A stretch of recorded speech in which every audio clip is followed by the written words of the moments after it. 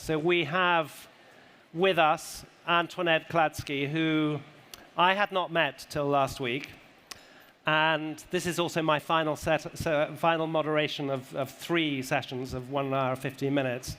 And when we met, I came away going, oh my goodness, this lady is just extraordinary.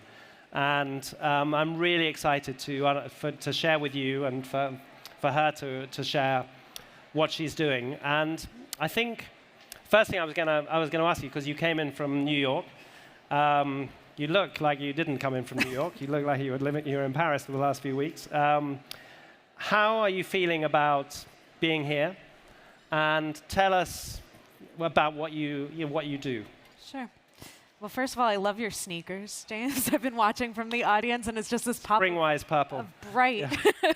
Which I think we all need. And I think that's also what brings me here to this Change Now summit, which some wonderful friends, I would say, a lot of heart has brought me here. And this sense of needing something bright to inspire us and to activate all of us and to re-engage so much of what we're doing in our own little worlds. Because I find that in my own little bubble or at my little spot on planet Earth where I get to experience my life and do my work, I can feel quite lonely. And I can feel quite in my own little bubble trying to make something happen.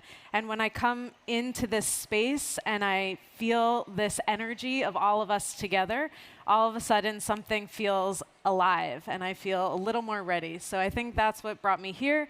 And to share, as you asked about my work a little bit, I've been working with Eileen Fisher, who's an ethical apparel designer, and I've been working with her for the last close to 15 years. Working with her foundation and a lot of different creative ways that we can do good in the world together.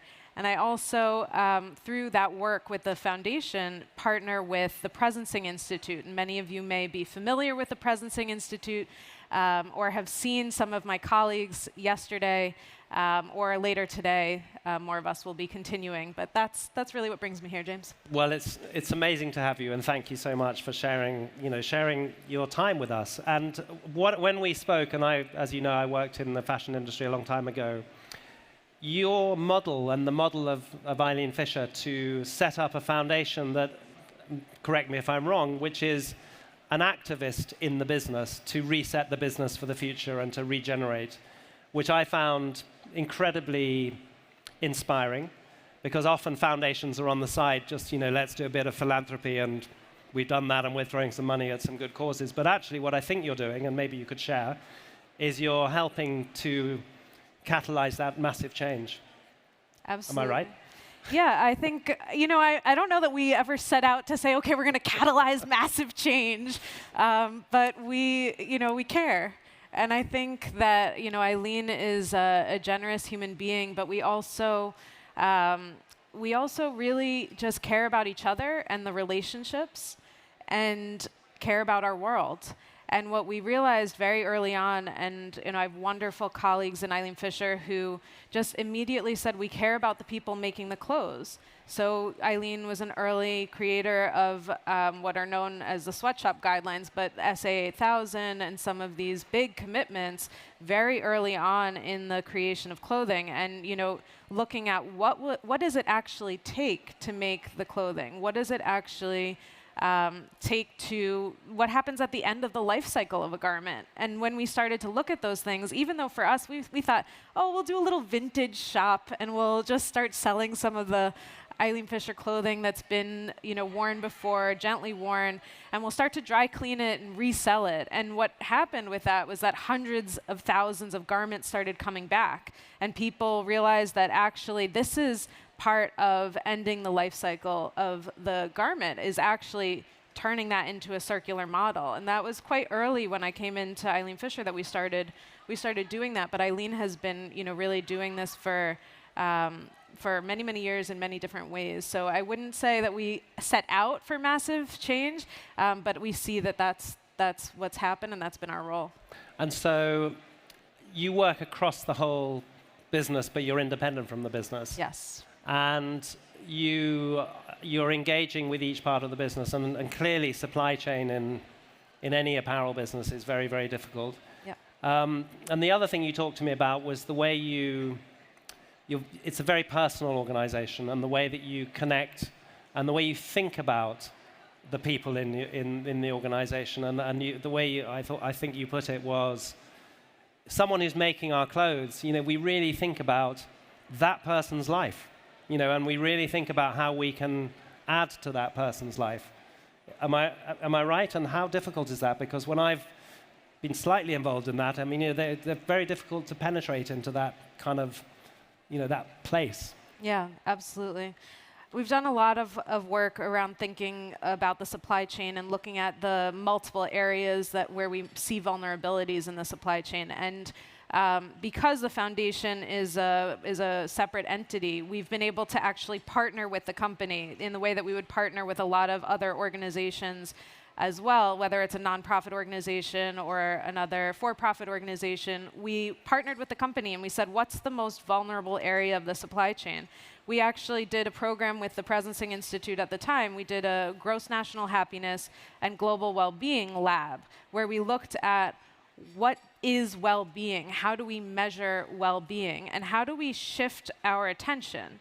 So not just looking at the problem from a mental capacity or a mental situation, but really using our whole body, our whole being, to experience what is happening for people who are making our clothing.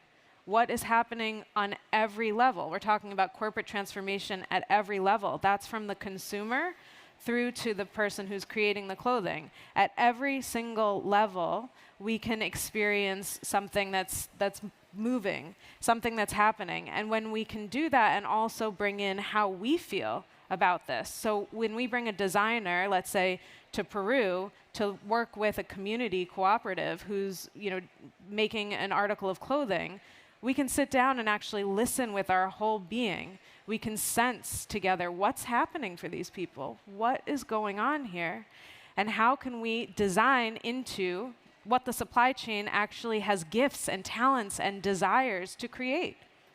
And that creates a whole different dynamic in how we think about what our contribution on planet Earth can be.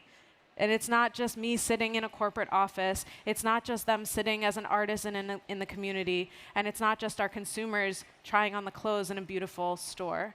It's about actually creating one world and one connection that we know is already there. It's not something that we need to make happen. It's something that we're experiencing together. And I think, I think it's just an extraordinary way of looking at it. And of course, it's such a human way of looking at it. And we go back to yesterday morning when we opened the ChangeNOW Summit, and we talked about the human factor, and we had Mathieu Ricard talking about his perspectives. And we forget a bit because we can be in the corporate kind of thing and looking at corporate things. And I think it was amazing to hear our last panel talking about the training and the human side of it. And it's the people that make up organizations that are the ones who are going to transform the world and transform, which we need urgently. And tell us how you got in touch with the Presencing Institute and how that came about. Was that was you? Well, no, there were a number of people, but I've There's maintained other people the connection. here. So Eileen actually, I came in to start this Young Women's Leadership program at the time, and when I came in, I was in my very early 20s, and I came into a little office it was a foundation office, and there was a 2-pager, and I was thinking, what do these young women need? What's the leadership model of the company? And I felt, this needs to be around connection to ourselves, to each other, to the larger community, to the land. And I started looking through, I was kind of on the side, just filing papers, and I found this 2-pager, and it was talking about the ecological divide, the social divide, the spiritual divide that we feel within ourselves. And I said, this is it. This is exactly the framework. And, and it said OTTO at the bottom, and I was like, what is OTTO? And Otto Scharmer is a senior lecturer at MIT who is a founder of the Presencing Institute. So there was some of this already happening in conversation between Eileen and Otto, and then I was able to come in, and I started out just by doing courses with the organization, and then over time started to partner more and more on different initiatives and co-create things together and develop methods and tools together. And the work that the organization has been doing just feels like it's right at the edge of, they call it sensing the emerging future. And I feel that that's what we've been doing in Eileen Fisher, and it's what's articulated in the Presencing Institute, and that's how, in my role at working with partnerships, I get to have the joy of being with both. And I mean, not only is that an extraordinary story, but it's so ahead in terms of in a business context. Particularly, maybe I shouldn't say it, but in an American business context. Very true. Where my experience has definitely not been this, and I think it just feels like it feels so powerful and such a powerful message for this group and this audience. One of the things you said to me on our call is the magic of the ownership. Talk a little bit about that. Yeah, I loved Kate Rayworth yesterday. She shared a number of things, and I said, yes, yes, yes, that's what it is. And one of the thour that we're sitting with right now is this word regenerative. It's being thrown out and around a lot. And in our context, we said, what we've been doing actually, and what we care about deeply, is this idea of regenerative design. So how are we actually shifting? So back to Kate Rayworth, she had this great framework around, we are living in a degenerative industrial society and economy, and we need to move towards regenerative. And what that means and what that looks like is moving from a take, make, waste kind of framework, the degenerative, to the regenerative, which is about repairing, reusing, restoring. And what we've found is that actually flows with a natural cycle. So it's not this linear mentality of, here's my supply chain, here's the consumer, we're going from end to end. It's actually about moving with the cycles of nature and moving into regeneration, not just sustaining or doing less bad, even though sustainability initiatives are wonderful. And we need to move to a place that's actually leaving the planet better than we found it. And your question about ownership is actually a huge part of what gets us there. And that's something that we're sitting with now around, what does an ownership model actually look like? And I would say in the United States, we don't have a lot of good role models, although Patagonia, of course, has been a great one to look at. Bosch has some wonderful, not in the United States, but has a wonderful ownership model as well. And the idea that we're looking at is, Patagonia, for example, said Earth is our shareholder. Earth is our shareholder. In Eileen Fisher in 2005, so part of the reason that I was even able to have this kind of job to get creative in this way is because Eileen said, you know what? We want to pull out some of the profits, and instead of selling it to shareholders who have no idea what we're doing, we're going to do an employee stock option plan, an ESOP. And the employee stock option plan allows employees to have ownership. So she still maintains and has maintained 51% ownership, but the employees own 49%. And that makes a huge difference. It means the employees care differently. It means the employees are invested. And it means that at the end of the day, they see the return on that investment that they're making. And so, yes, there's a lot more to do there. I think we're still looking at, can the foundation have some kind of ownership or connection, and what does that mean, and what are we doing together? We all always still have work to do, and we're very much in the throes of that. But that is, what we think about often is what are the, and Kate laid that out. She said purpose, networks, governance. Yep. These are the key things to look at what makes a designing for a regenerative business. And I think that whole regenerative is going to be, we're going to be thinking about that a lot more, and we're going to be, next year we'll be talking, I think there'll be much more along that topic. I look forward to it. And this whole idea about, whether we should reduce profits, reduce sales, and all of those things in order to regenerate, which the degrowth agenda, I know there's been a couple of sessions on that. Some people are less excited about it. Look, we have 2 minutes left, and one of the things that we were thinking about, if the audience is up for it, I was going to ask you to just maybe set up by how you run some of your meetings. And then we were going to have, rather than Antoinette saying, what she'd like us all to do, she's going to ask us to have a moment. So please indulge us, and I let you, because you know how to do this much better than I do. Sure. So one of the things, when I said earlier that part of what we're doing is not just about shifting something from a mental standpoint. We can continue to fill our heads over and over and over again with new information. And we've heard many times that we're not going to get to this change, to this regenerative anything, unless we shift the place from which we're operating, unless we shift our inner place. And how do we do that? And Otto Scharmer talks a lot about shifting this inner place requires a shift in consciousness. It requires a shift in how we are aware and how we pay attention. So some of what we talk about and what we do at Eileen Fisher, the big words for it are awareness-based systems change. So when we look at how we shift an ecosystem, it's not just about how we move the players on the board. It's about how we become aware of the whole system. And the very act of becoming aware of the whole system is what invites in a shift in change. And Arawana Hayashi, one of our dear master teachers and friends, shared with us yesterday that when we are really here, when we are really in the now, the part of this change now, when we're in now, change is already happening. It's already here. And so the invitation, we do this before every meeting, we take a little just moment of stillness.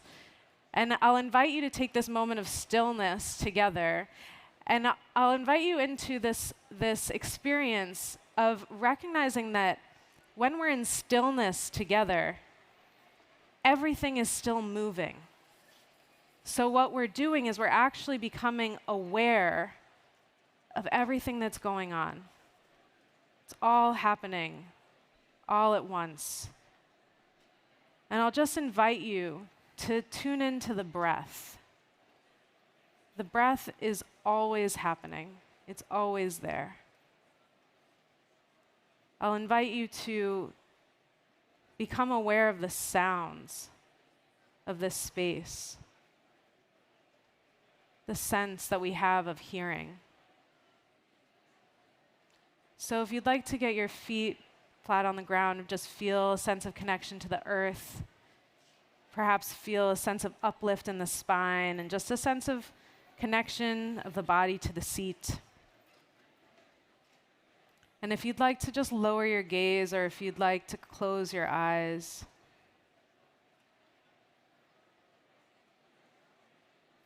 feel both a sense of connection to the earth,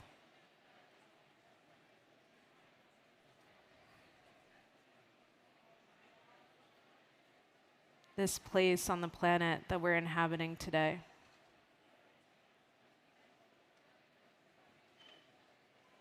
And as you exhale, feeling the awareness and the attention move up the body, up the spine,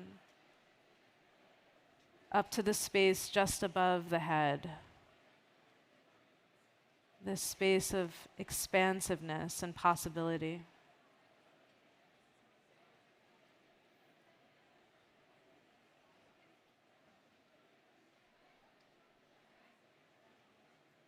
Being a human being connected both to earth and sky, bringing the awareness to the space around the heart.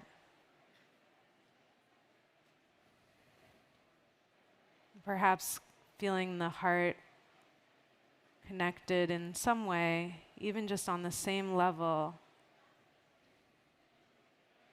of all the other heartbeats in this room.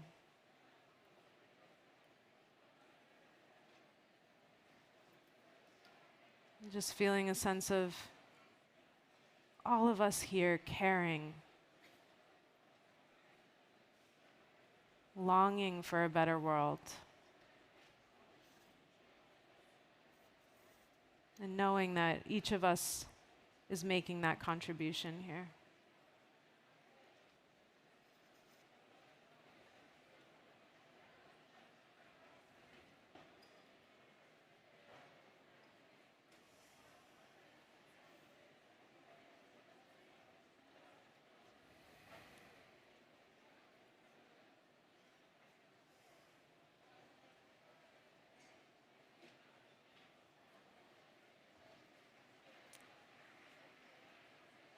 I'd like to invite you to, we can reconnect with our eyes, with each other. I'd like to thank you all so much for indulging us in this practice of just rest, restoration, and as we consider together how we go out into a more regenerative world, that we can leave this planet better than we found it. So thank you, James, for having me. And thank you all for joining in this practice. I look forward to our continued work and collaboration together.